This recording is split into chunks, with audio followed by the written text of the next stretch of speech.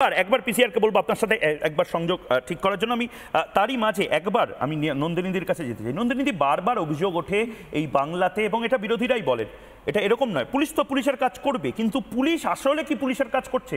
বিরোধী দলের নেতারা বলেন যে তাদের বিরুদ্ধে মিথ্যে মামলা দেওয়া হয়, গাঁজার কেস দেওয়া হয়, ফলস কেস দেওয়া হয়, বিভিন্ন সাংবাদিকের ক্ষেত্রে দেওয়া হয়েছে। ইনফ্যাক্ট এখন রিপোর্টিং করতে গেলেই আমরা সন্দেশখালিতেও দেখেছি যেভাবে ট্রেসপাসিং থেকে শুরু করে একাধিক মামলা আমাদের প্রতিনিধি সন্তুর বিরুদ্ধে দেওয়া হয়েছিল, পরে হাইকোর্টে যাওয়া হয়, হাইকোর্টও সেক্ষেত্রে দাঁড়িয়ে কি বলেছে আপনি দেখেছেন। এনআইএ ইডির অফিসাররাও এই ধরনের মামলার শিকার হচ্ছে এই বাংলাতে। দেখুন, প্রথম কথা যেটা বলতে চাই যে এখানে বলে শুধু নয়, অতীতেও দেখলাম সন্দেশখালির ঘটনাতেও দেখা গেছে যে মহিলাদের এগিয়ে দেওয়ার প্রবণতা, মহিলাদের, কারণ আমাদের বিরোধী দলনেতার ক্ষেত্রেও আমরা দেখেছিলাম চেষ্টা একটা করা হয়েছিল যে মহিলা পুলিশ দিয়ে যদি ঘিরে ফেলা যায়, কোনোভাবে যদি একটা এদিক থেকে ওদিক করা যায়, একটা এরকম 354 দেওয়া যায়। পরবর্তীকালে সন্দেশখালির ক্ষেত্রেও দেখলাম মহিলাদের এগিয়ে দেওয়া হলো, কোনোভাবে যদি এমন কিছু একটা করা যায়, যেটা আজকে বারবার বলা হচ্ছে 354B, কারণ এটা হচ্ছে না সবচাইতে সহজ উইপেন। আমাদের দেশের আইনকে এমনভাবে তৈরি করা হয়েছে যেখানে মহিলাদের গায়ে সামান্য একটা ছোঁয়া লাগলেই তো এই জিনিস করা যায়, উল্টোটা তো করা যাবে না। এবং সেটা করতে গিয়ে আজকে কি হলো দেখুন, এমন একটা মানে ঘটনা জড়াতে জড়াতে এমন জায়গায় এলো, আজকে সব মাত্রা ছাড়িয়ে গেল। বলা হচ্ছে মহিলাদের দ্বারাই নাকি মহিলাদের শ্লীলতাহানি হয়ে গেল, মহিলাদের জামা কাপড়ে টান পড়লো। মানে বলতে বলতে আমরা মাত্রা ছাড়িয়ে গেলাম, বুঝতে পারলাম না কি বলছি। এক সময় তো আমি ধন্দে পড়ে গেলাম যে উনি কি বলতে চাইছিলেন মহিলাদের দ্বারা পুরুষের শ্লীলতাহানি হয়েছে, এবং কোথাও আশান্বিত হলাম যে তাহলে কি আমাদের আইন বদলাবার সময় এলো। কিন্তু সেটা করতে করতে আজকে আমরা কোথায় পৌঁছে গেলাম। কিন্তু মমতা বন্দ্যোপাধ্যায় বা তৃণমূল কংগ্রেস একেবারে ঠান্ডা মাথায় এই ক্যাম্পেইনটা চালাচ্ছে কেন? এনআইএ, ইডি, সিবিআই এর আমি একটা কথা আপনাদের বলতে চাই, এর আগেও কিন্তু এটা হয়েছে। আমার না আরেকটা প্রশ্ন মাঝে মাঝে যাচ্ছে, একটা হচ্ছে এই যে মহিলাদের ভাতা বাড়ানো হচ্ছে, সব হচ্ছে, মহিলারা কি কোথাও বুঝতে পারছেন? এগুলো করে আপনাদেরকে খানিকটা কিনে নেওয়ার চেষ্টা চলছে, আপনাদের কাজে লাগানো হচ্ছে। কিন্তু সন্দেশখালি প্রমাণ করে দিল যে আপনাদের কিন্তু যখন উদ্দেশ্যে ব্যবহার করা হলো, সেই আপনারা যখন এত বড় বিপদে পড়লেন, এত বড় অত্যাচারের গল্প সামনে এলো, তখন কিন্তু কাউকে আপনারা পেলেন না। কেউ কিন্তু আপনাদের সঙ্গে আজ পর্যন্ত সেখানে দেখা করতে গেলেন না, কেউ আপনাদের কাছে পাশে গিয়ে দাঁড়ালেন না কিন্তু এই শাসক দলের পক্ষ থেকে, কারণ মার খাবার ভয় পেলেন, অপমানিত ভাবলেন যে আপনারা গেলে যদি আপনাদেরকে ঘটনাটা স্বীকার করতে হয়, সেই ভয়ে গেলেন না। কাজে আপনারাও কিন্তু তৈরি থাকুন যে আজকে আপনাদেরকে যে লেলিয়ে দেওয়া হলো, বাংলা ভাষায় যাকে বলে সোজা কথায়, আপনারা কিন্তু আজকে এরকম কোনো ঘটনা সামনে এলে আর কিন্তু শাসক দলের কাউকে পাবেন না। আর একটা কথা খুব মাথায় আসছে, ধরুন আজকে যে ইডি, সিবিআই, এনআইএ, এরপরে হয়তো আইবি সব আছে, কারণ এনএসএর সর্বাধিনায়ককেও তো রাস্তা মানে দাগিয়ে দেওয়া হয়েছিল, তার মতন মানুষকেও।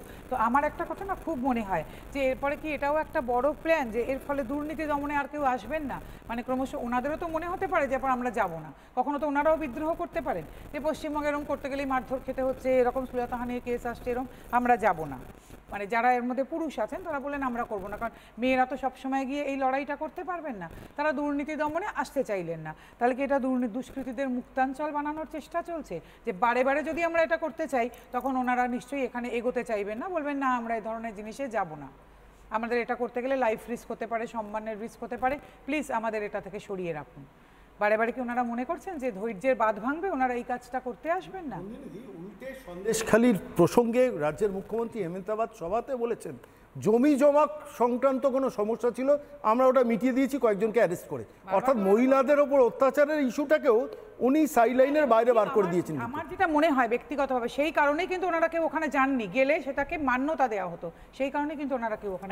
একদম আমি অরিত্রর কাছে যাবো। অরিত্র অনেক দিন ধরে এই যে গোটা প্রসেসটা এই সেটা দেখছে, কিন্তু একটা হিন্ট বোধহয় অরিত্র, এটা বোধহয় আমরা বাংলার মানুষ পাচ্ছি যে তৃণমূল কংগ্রেস কোনো না কোনোভাবে হয়তো চেষ্টা করছে যে এই এজেন্সিরা যেন তৃণমূল নেতাদের ধারপাশ না মারায়, এবং সেইটা যেন সফল করতে মমতা বন্দ্যোপাধ্যায় দলনেত্রী নিজে নেমে পড়েছেন। নয়তো এনআইএ, এমন একটা সময় এনআইএকে নিয়ে বলা হচ্ছে যখন এনআইএ হয়তো অ্যাকচুয়ালি ওই খিদিরপুরের যে মামলাটি, অর্থাৎ শেখ শাহজাহানের সাথে মাদক চক্রের মামলাটিতে ঢুকে পড়তে পারে যে কোনো দিন। ভূপতিনগর বা গোটা বাংলা জুড়ে যেভাবে অস্ত্র শস্ত্র পাওয়া যাচ্ছে, খাগড়াগড়ের মতন একটা সিচুয়েশন, কোথাও গিয়ে কি হিন্ট পাচ্ছ যে ডাল মে সত্যিই কুছ কালা হ্যায়? দেখুন, এখানে আইনি বা অন্যান্য ইস্যুগুলো নিয়ে অ্যাড্রেস হয়ে গেছে। আমি আপনাকে পলিটিক্যাল অ্যাপ্রোচটা বলি। মমতা বন্দ্যোপাধ্যায় খুবই তীক্ষ্ণ মেধার রাজনীতিবিদ, এবং তার পলিটিক্যাল কমিউনিকেশনটা কেন এরকম সেটা আপনাকে বলি। বেশ কিছু বছর আগে তাদের পার্টি থেকে মমতা বন্দ্যোপাধ্যায়কে প্রাইম মিনিস্টার হিসেবে একটা ফেস দিদি ফর পিএম এই গোছের একটা অ্যাপ্রোচ নেওয়া হয়েছিল এবং উনি এক্সপেক্ট করছিলেন যে উনি ন্যাশনাল পলিটিক্যাল যে ব্যাকড্রপ সেখানে খানিকটা একটা গুরুত্বপূর্ণ পার্সোনালিটি হিসেবে অ্যাপিয়ার করবেন, কিন্তু আনফর্চুনেটলি বৃহত্তর ভারতের রাজনৈতিক প্রেক্ষাপটে মমতা বন্দ্যোপাধ্যায় খানিকটা ইনসিগনিফিক্যান্ট হয়ে গেলেন পলিটিক্যালি। যেই মুহূর্তে উনি পলিটিক্যালি ওনার তাৎপর্য হারালেন তখন ওনার একটা অস্তিত্ব সংকট তৈরি হয়ে গেল বৃহত্তর ভারতবর্ষের রাজনৈতিক প্রেক্ষাপটের ভিত্তিতে। এবং সেই কারণে আপনি যদি দেখেন যে ক্রমাগত উনি যেটা করবার চেষ্টা করলেন যে কেন্দ্র এবং রাজ্যের যে ফেডারাল স্ট্রাকচার যে রিলেশন সেই আন্তঃসম্পর্ককে ভেঙে দিয়ে সব সময় বলার চেষ্টা করলেন যে সেন্টার আলাদা বাংলা আলাদা। মানে এই যে একটা ন্যাশনাল ইন্টিগ্রিটিকে ভাঙার জন্য উনি প্রথমে বাংলার আইকন একটা তৈরি করলেন, বিশ্ব বাংলা নাকি, তারপরে রাজ্য সঙ্গীত তৈরি করলেন, যে রাজ্য সঙ্গীত পারলে পরে জাতীয় সঙ্গীতের আগে বাজানো হতে আরম্ভ করলো। এবার কোনদিন হয়তো বাংলার নিজস্ব একটা ফ্ল্যাগ বার করে দেবেন, ইত্যাদি করবেন, যা খুশি করতে পারেন। এই যে অ্যাপ্রোচটা তৈরি হয়েছে অস্তিত্ব সংকট থেকে। রাজনৈতিকভাবে তাৎপর্য হারিয়ে ফেলার পরে মমতা বন্দ্যোপাধ্যায় এখন বাংলা যে সেন্টার এবং বৃহত্তর ভারতবর্ষের থেকে আলাদা এইটা প্রমাণ করবার জন্য উনি কেন্দ্রীয় এজেন্সির সম্পর্কে এইরকম নানা রকম ভুলভাল কথা বলছে। আচ্ছা, আমি ধরে নিলাম যে কেন্দ্রীয় এজেন্সি প্রপার সিআরপিসি বা যা যা প্রোটোকল আছে সেগুলো ফলো করেননি, উনি কিন্তু সেই কথা বললেন না। উনি একটা জনসমক্ষে বললেন যে এনআইএ বা ইডি সিবিআই এরা হচ্ছে আমাদের শত্রু, কেন্দ্রীয় সরকার পার্লামেন্ট এরা হচ্ছে আমাদের শত্রু, সুপ্রিম কোর্ট হাইকোর্ট যত ধরনের জুডিশিয়াল ফ্যাক্টর আছে এরা আমাদের শত্রু।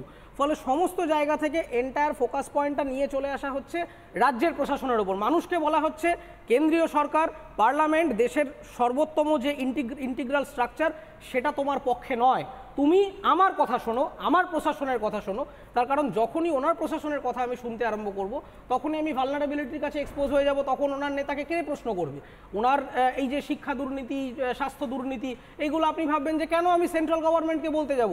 দিদি আছেন, রচনা ব্যানার্জি বলেছিলেন দিদি বিচারপতি, আপনি দিদির কাছে যাবেন, কিন্তু আলটিমেটলি দিদির বিচার কিন্তু মোটেই নিরপেক্ষ নয়।